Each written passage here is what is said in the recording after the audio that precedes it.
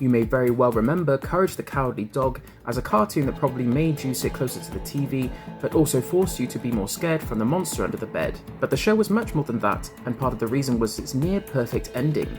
The show ended with Courage finally facing a great wound he had suffered as a pup, but since the trauma was so profound, he forgot what caused it in the first place.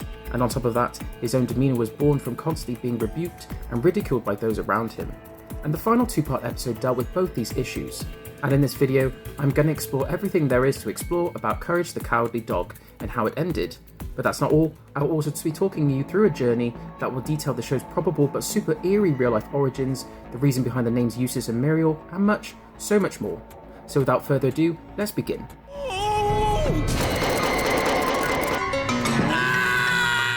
Before there was a series, there was a space chicken. See, most of the cartoons that started in the 90s had some sort of material that they were adapted from. Like it could be a toy line, a comic book, or even a pre-existing novel, or story, or just some characters from folklore, but that was not really the case with Courage the Cowardly Dog. You see, he and his long run on Cartoon Network were inspired by a short film. Yeah, so it all basically started as a short film titled The Chicken from Outer Space, which aired on Cartoon Network's What a Cartoon Showcase on February 18th, 1996. Now, this was something that helped new creators a lot. Cartoon Network would basically let newbies air their cartoons on the channel, which would give them a platform and an audience. And if people liked any of the cartoons played on What a Cartoon block, Cartoon Network would produce the show themselves. Likewise, The Chicken from Outer Space was also given a test run, and had it not performed well with the audience or not resonated with them, Courage probably would have been reduced to little more than a weird one-off idea. But that did not happen, and instead, it was so good that it earned itself an Academy Award nomination for Best Animated Short Film at the 68th Oscars. And although it lost to a close shave, that did not mean that Space Chicken or its protagonist were gonna get ignored. A point had been made, and this strange dog had some real force in him. 3 years later, the full series began on November 12th, 1999. As for the pilot itself, it had the skeleton for what was to become. Courage lived with proto-versions of Muriel and Eustace, and one day, he saw a UFO land near their secluded house in the middle of nowhere. And although he was fully aware of the threat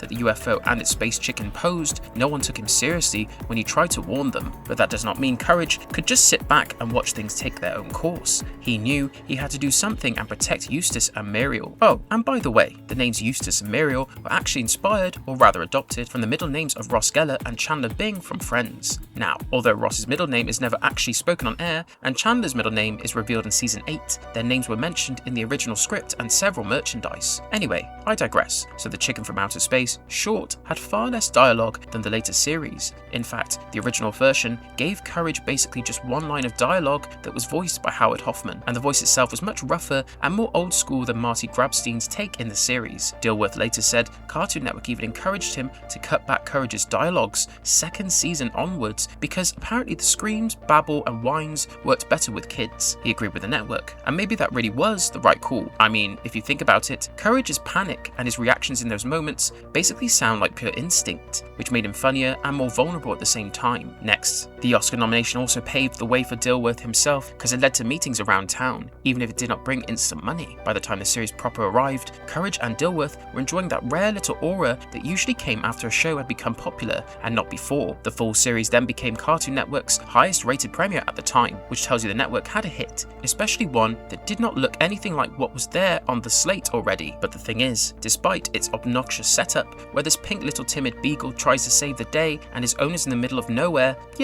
despite this crazy premise, there's reason to believe that Courage the Cowardly Dog was inspired from true events, and that's what I'm going to talk about next. What was Courage actually based on? So on paper, Courage the Cowardly Dog's setup is pretty basic, albeit slightly eerie. So the pink beagle lives with his owners Muriel and Eustace Bagg in Nowhere, Kansas, a fictional town set in the middle of empty land, where every kind of paranormal threat seems to find their house. Actually, they don't really live in the town of Nowhere, but Nowhere happens to be the closest town to their secluded house, and Courage is a frightened little creature who had been abandoned after a cruel veterinarian sent his parents into space. Muriel later found him alone in an alley and named named him Courage because he had to be brave just to survive what the evil vet had done. But the thing is, apart from Courage, Muriel and Eustace, the house they lived in was in itself a character in the show. Like several theories suggest that the house could be in purgatory or in a void between our world and the next, which is why so many otherworldly creatures and demonic beings got attracted to the house. Whatever be the case, according to some people, this lonely farmhouse may have been based on a real home in Truth or Consequences, a small town in New Mexico. Yeah, that's the real name of the town, and they changed it from Hot Springs to this, thanks to an NBC radio show from 1950. Anyway, back in the 1990s, the town of Truth and Consequences had around 3,000 people, so it definitely was scarcely populated, and one of the houses looked eerily similar to the Bag House from the cartoon. Photos of an abandoned New Mexico house also spread online because it looked a lot like Courage's house, but no one could prove that John R. Dilworth had visited that place or used it as a direct inspiration. But that's not it. Apart from the New Mexico town, there are other theories, especially ones pertaining to the Bag couple.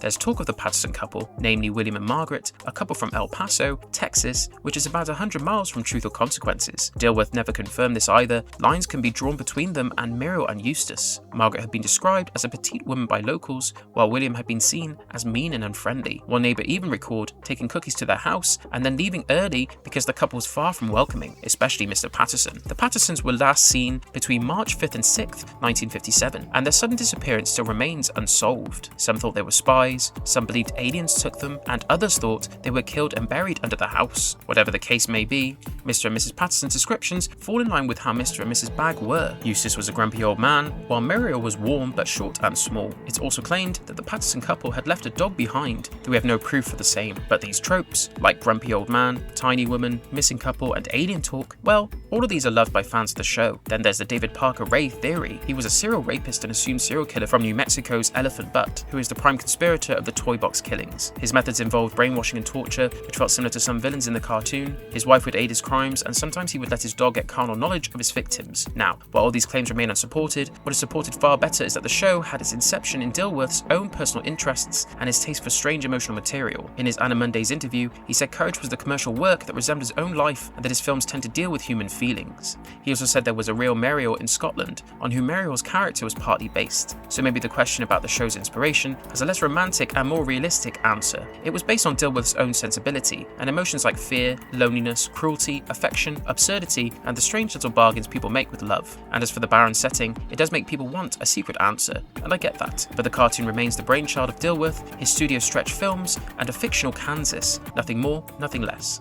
Why was Courage so different from other Cartoon Network shows? This part is easy and weirdly hard to explain at the same time. Yeah, like Courage looked like a kid's cartoon, but its soul was nothing like a kid's cartoon soul. Cartoon Network itself listed the show as TVY7FV, which meant that it was made for older children, more specifically those aged 7 and beyond, and the FV stood for fantasy violence. The rating seems fitting at first glance, but when I rewatched a few of the episodes for the purpose of this video, it felt like it had it easy for what the show actually showed and pulled off. Courage the Cowardly Dog had slapstick humour alright, but it was mixed with horror structure. Then there were some episodes that had curses, body distortion, ghosts, alien, abusive authority figures like Freaky Fred, who according to a few theories was the real son of Eustace and Muriel, but he was taken from them because the couple was judged incapable of efficiently raising a child. And this theory gets more credence when you understand that no matter how badly he treated Courage, Muriel turned a blind eye towards him, as if she believed that stopping Fred would be like choosing one kid over another. And the effect of all these tropes and themes was only exaggerated through the cartoon's visual style. Dilworth said the background team kept pushing the look further with Painter and Photoshop, and also that they aimed for a real sense of time and dramatic light. He also said that the crew often mixed media, tried CGI experiments, and kept looking for new ways to bend the form of the cartoon and how it looked on screen, so as to elevate the horror while still remaining cartoonish enough so as to be able to sustain on a kid's channel. That helps explain why the series felt so off at times, but not in a crude or adult fashion,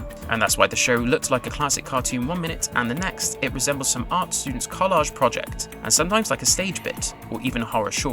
Even the music was very different in Courage than its peers. Jody Gray and Andy Ezrin built original music for the series, while some episodes also drew on arranged classical pieces. That gave the show a mood that could turn from silly to eerie in seconds. And if you add in the distorted faces, the photo texture settings, and the fact that many villains had this very real and almost surreal sense of sadness or desperation, you will realise almost immediately that the final result was much harsher and yet richer than the average late 1990s cartoon block. But no one really cared a lot about these things for one single reason. didn't. Well, the kids loved it, and that's one of the biggest parameters that cartoons from the early 2000s considered. Thea White, the actress who played Muriel Bagg, said that she was, quote, surprised by how many young kids loved being scared, unquote, and even told a story about a 7-year-old fan who wanted the series to be scarier and scarier. That tells you a lot. Like, the show did scare kids, sure, but it also offered some sort of a relief. Maybe the scary stories that the cartoon showed and villains that Courage defeated, despite being a scaredy little pink dog, helped kids in dealing with their kid problems. Maybe a test they did not feel confident about, or a bully at school who messed with them during recess. Either way, Courage tried to tell the kids that the world might be hostile, and they might feel overwhelmed while facing it, but somehow the kids would, much like their cartoon dog, would make it in the end. And maybe that's why people like you and I still remember it so fondly and vividly. It was not fear for its own sake, but fear with forms, fear with jokes, and of course, fear with heart, a lot of it. The final episode was not a giant battle, it was Courage facing his past. The final broadcast episode was a 2-part pairing, Remembrance of Courage Past and Perfect, which aired on November 22nd, 2002. These are the last 2 segments of the original run, and together they really tell us why Courage was named Courage. Now, Remembrance of Courage Past started with Courage at dinner, where he had chicken dumplings with milk, but let's focus on what happened next. So the pink dog notices a missing dog ad on the back of a milk carton, and the image pulls him back into the past. And from this point, the episode keeps cutting between the present and the fateful day when our hero lost his parents. In the flashback, little Courage had been with his loving parents after he got his head stuck in a fence. So as any loving parents from a semi-horror cartoon show, they took him to a veterinarian, which would have helped the little pup. But of course, this was Courage the Cowardly Dog, so the vet turned out to be super evil. After he freed Courage, he asked to speak with the parents alone and took them away from the exam room. But Courage's instincts were on point, and he followed the vet and his parents, and what he saw shocked him. His parents weren't trapped in this net. The vet then took them to a secret lab that had been fitted with a rocket, and he shoved Courage's parents inside it before starting the countdown. Courage tried to save them, but he was only a puppy, so he could not open the rocket. The vet then came after Courage as the launch was about to happen. With only 30 seconds left, Courage ran from him and found a garbage chute, which dropped him into a back alley near the launch pad. From there, he watched his parents being sent into space, and he waved goodbye with tears in his eyes. Although I do not remember how I felt back then, I must not have liked this dose of childhood grief with my dog comedy, pretty sure of that. Back in the present, Courage became so lost in those memories that he ignored his food all night. Eustace tried to take advantage of that, and even used his mask to scare him, but Courage did not react at all. Muriel got worried and took him to the vet, not knowing it was the same doctor who had taken Courage's parents years ago. The vet recognized Courage and wanted him alone, but Courage knew something was wrong and fled through the hospital. Still, the vet caught him in a net and took him to the same rocket launch pad. This time, Eustace and Muriel arrived in time to see the plan. The vet revealed that he wanted to breed dogs in space and create super dogs. Since Eustace and Muriel had seen too much, he tossed them into the rocket as well. Courage escaped before the door shut and fought to save his owners. He made the vet slip on hardware, tried to open the rocket, and with 30 seconds left, he noticed a stethoscope on the vet's coat. Courage screamed into it and stunned the vet before stealing the key to free Muriel and Eustace. When the vet tried one last time, Courage hit him with the rocket door and pushed him inside before sending him into space instead. After that, Courage remembered how Muriel had found him as a puppy in that back alley. She said he must have courage to be alone like that, named him Courage and gave him a home. In the present, the family sat together on the porch, while Muriel felt happy that they were all safe again, and as for the vet, he landed on an unknown planet where his experiment had failed badly. Angry dogs surrounded him, including Courage's parents, and after a nervous laugh, he was caught in a net and moored off-screen. So yeah, although justice had teeth this time, they did try to say that someone had been moored by angry dogs. Not very child-friendly if you think about it. Anyway, now it's time for the second part, aka Perfect. Now, Perfect was a very strange finale, mostly because it did not have any real villains to fight, and it was just trying to tell us that we should probably stop torturing ourselves over this idea of being flawless. The episode started around the farm, where Eustace kept telling Courage that he could not do anything right, and we cannot really blame Eustace because he has the emotional range of a teaspoon, a rusty one at that. Later in the kitchen, Courage tried to make baklava with Muriel, but even that failed. And then this elderly school teacher called the Perfectionist appeared. The strange part was that only Courage could see her. So yeah, the episode did hint that she may have existed inside his own scared little head. The Perfectionist called Courage a disgrace and decided to train him into a perfect dog. First, she made him carry heavy books on his back while he went up the stairs, but most of them fell off, and she scolded him until he had tears in his eyes. Then she tested his speech with the tongue twister. Want to try it yourself? Alright then, say this: the turkey in Albuquerque is positively perky. Anyway, Courage could only produce gibberish, and after that, she asked him to make an Eiffel Tower model, and when he failed, she showed him D. Lung's perfect version. At night, she told Courage to sleep perfectly, which of course meant he could not sleep at all.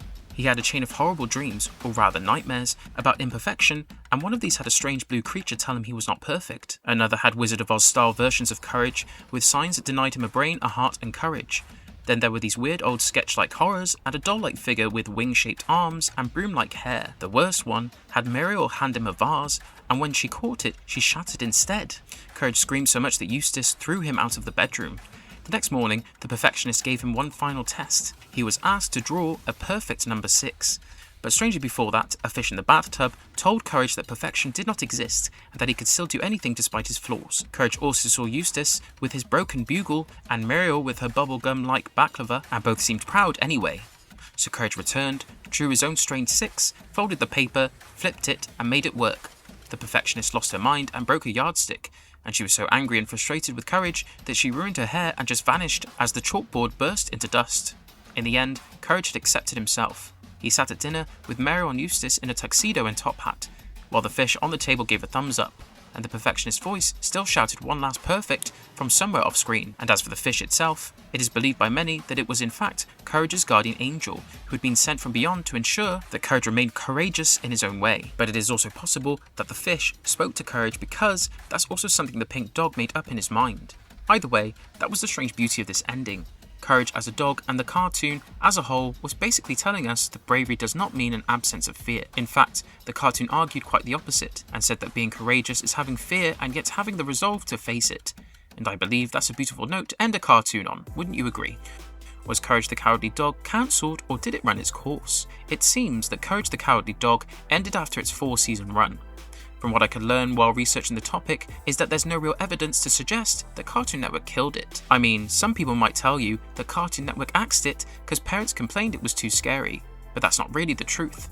Rumours like that have circulated for years, and some online articles believe them, putting credence to an old wife's tale, but it seems that Cartoon Network chose not to renew the series after its contracted 4-season run, and as for Dilworth, he declined to guess why and simply said in later interviews that the show had an eccentric appeal, even saying, "We don't fit the establishment." That lines up with the known facts.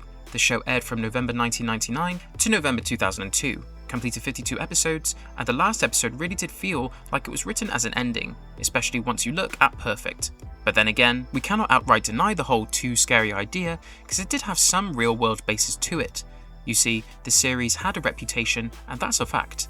It was definitely far too intense for younger children, and there was some real strong fantasy violence, visuals that could gross kids out, and some really disturbing imagery.